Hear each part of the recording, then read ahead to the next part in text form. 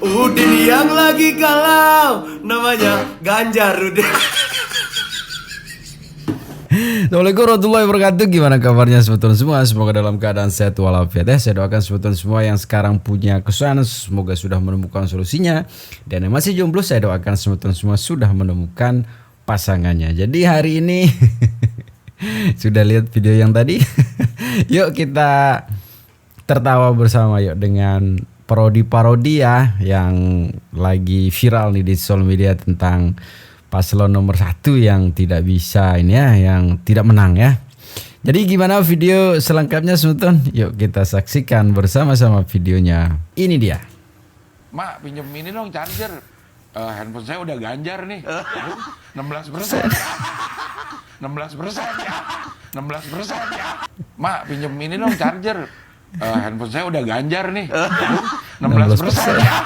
Kamu percaya nggak suara saya segitu? 16%. Jam berapa sekarang? Jam Ganjar, jam 16.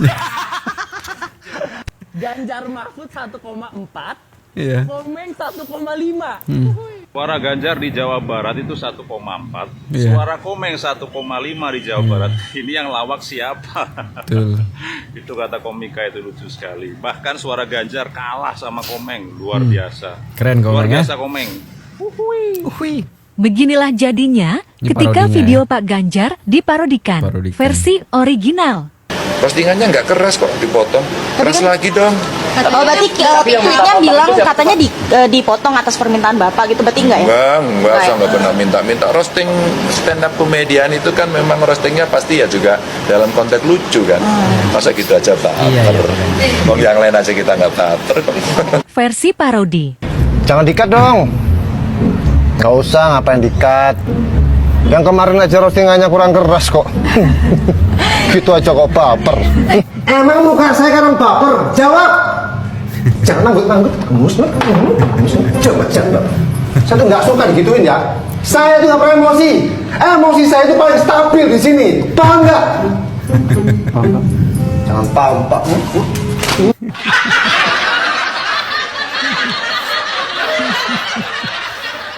Tapi nih, yang nggak banyak orang tahu, Pak Ganjar, Pak Ganjar itu menang pemilu, Menang, ya. tapi Menang di luar pemilu di negeri. mana? Di luar negeri. Makanya pas pemilu ini, dia kalah nih jangan kaget. luar Habis negeri. pemilu ini dia sering healing ke luar negeri. Karena cuma di sana dia dianggap presiden. Satu, nggak ada ceritanya satu bebek di atas 300. Dia masih kemudian menampung itu. Ya, sama kayak gitu mau kita terima. Yang kita butuhkan sebenarnya adalah pengakuan dari KPU atau pembuatnya bahwa yang kami salah. Itu paling fair. Hari ini seperti ini nggak mau ngaku salah. Bagaimana satu bebek lebih dari 300? Itu saya kira yang orang nggak ngerti sistem aja udahlah sistem itu fair. Nyanyi sesuai nama. Nah, ini dia yang tadi. Udin. Udin yang pertama, namanya Awaludin. Udin yang suka di kamar, namanya Kamarudin. Udin yang hidup di jalan, namanya Jalaludin. Udin yang suka bertanya, namanya Soaludin. Udin, namamu Nora tapi terkenal. Udin, walaupun Nora banyak yang suka. Udin yang sering ke masjid, namanya Alimuddin. Udin ya. Udin yang rajin berdoa, namanya Aminuddin. Udin yang suka menyapa, namanya Hairudin. Udin yang tidak stres, namanya Sadarudin. Udin yang lagi galau, namanya Ganjarudin.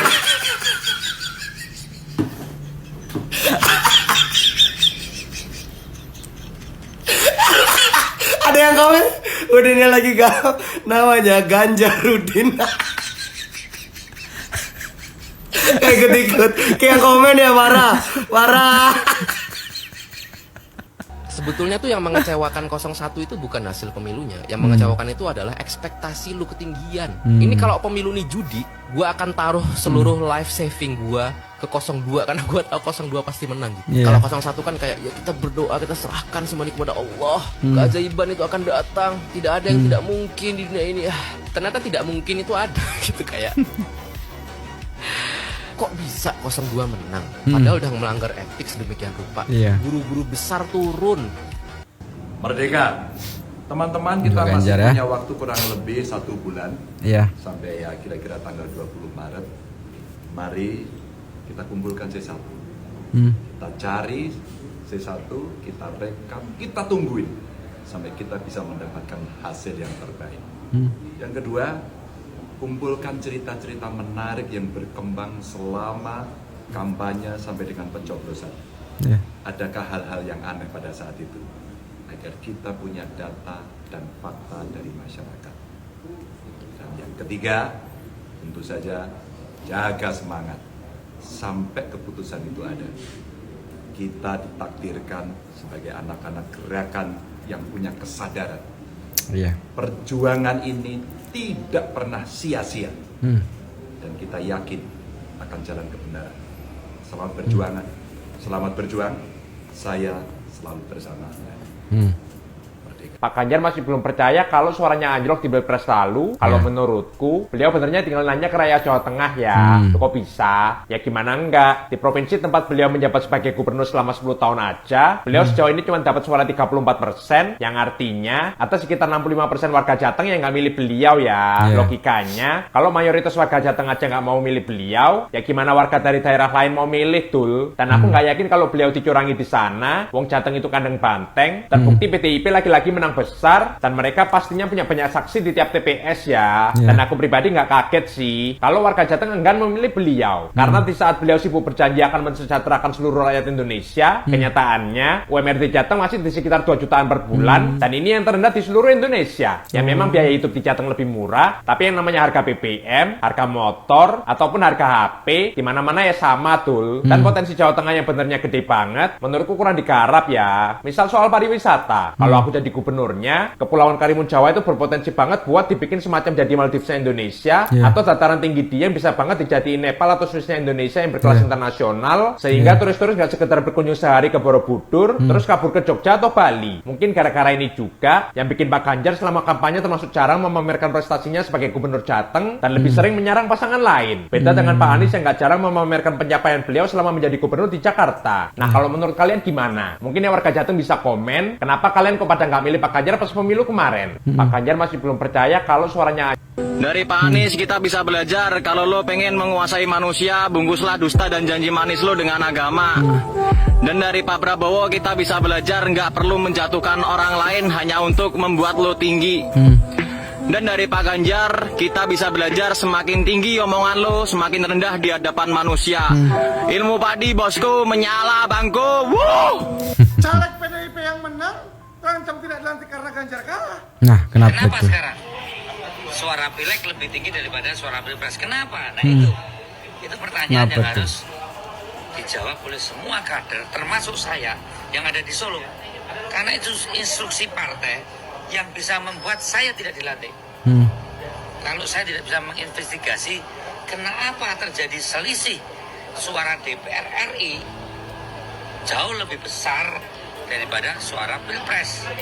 Jawabannya simpel, Bang Arya Bima ya. Kalau ditanya tinggal jawab. Memang Pak Ganjar tidak bisa memenangkan hati masyarakat. Ya kan, memang Pak Ganjar tidak terlalu disukai masyarakat. Ya kalau disukai ya menang, kan gitu. Tinggal bolak-balik aja gampang. Ya kan, coba Bang Arya Bima ini lihat sejarah ya. Dulu 2004 Bu Mega capres melawan Pak SBY, kalah kan, kalah telak. Tapi pileknya tetap unggul nih datanya. 2004 tuh nomor 1 Golkar, nomor 2 PDIP. No, 2009 juga begitu. Bu Mega capres lagi, kalah telak lagi, bahkan Pak SBY menang 1 putaran, ya kan?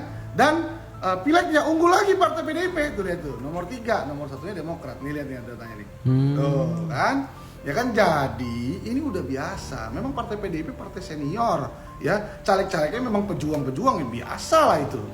Terus gini Bang Arya Bima ya, biar saya tambahin biar abang makin paham nih ya. Contohnya ada seseorang namanya Silapet, kita kasih nama Silapet lah kalau ini ya. Terus dia datang ke TPS ya, datang ke TPS, terus dia pilih Pak Prabowo dan Mas Gibran untuk presiden wakil presiden, dia coblos ya kan. Terus untuk DPR-nya ya emang harus pilih partai Pak Prabowo kan? Nggak pasti. Ya kan, bisa jadi dia lebih suka caleg DPR-nya dari PDIP.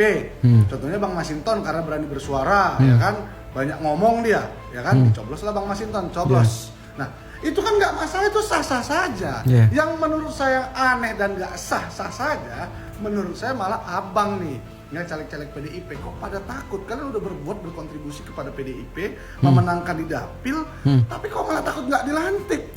Semengerikan itukah ketumnya? Serem banget ketumnya ya, sampai nggak menang, nggak dapat investigasi karena Pak Ganjar Mahfud kalah, nggak dilantik. Serem kali. Terus komentar. Jadi segitu sebetulnya, semoga bisa menghibur videonya ya.